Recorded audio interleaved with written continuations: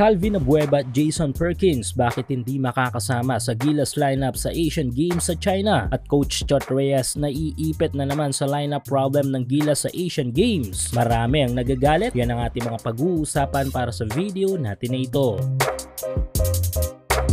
Ilang linggo na lang ay magaganap ng 19th Asian Games, ang isa sa pinaka-inaabangang sport and basketball event sa Asia. Hindi rin kasi biro ang mga kupunang kalahok sa event na ito, kung kaya't matapos sumabak sa 2023 FIBA World Cup ay shift agad sa pagprepara para dito ang ating national team. Since si Coach Tim Ko na ang nag-handle ng ating national team, ay asahan talaga natin na may mga malalarong sa panig ni Coach Tim na may sasama sa lineup, dahil bilang head coach ay may power na pumili si Coach Tim na mga malalaro para sa squad na kanyang bibit-bitin patungong China. At ilan lang sa mga sumurpresa sa ating mga Gilas fans ay ang pagkakasali ni Calvin Abueva at Terrence Romeo. 2018 nang huling maglaro ang dalawa sa Gilas matapos ang hindi naasahang pangyayari between Gilas at Australian Boomers. Pero since okay ng lahat at nagkabati-bati na, ay ito na't balik national team na si The Bro at The Beast. Nakakatuwa din talaga na makita si Calvin at TR7 sa ating national team lineup. Kung sa laro ay makikita natin sa kanilang past PBA games na may ibubuga pa talaga ang dalawang ito. Si Romeo ay hindi nawala ang kanyang pagiging mahusay na ISO player, habang si Calvin ay nanatili ang hustle play at energy nito sa game. Pero habang papalapit ang mga araw para sa Asian Games ay tila may matinding problema ang haharapin ng Gilas sa ating lineup,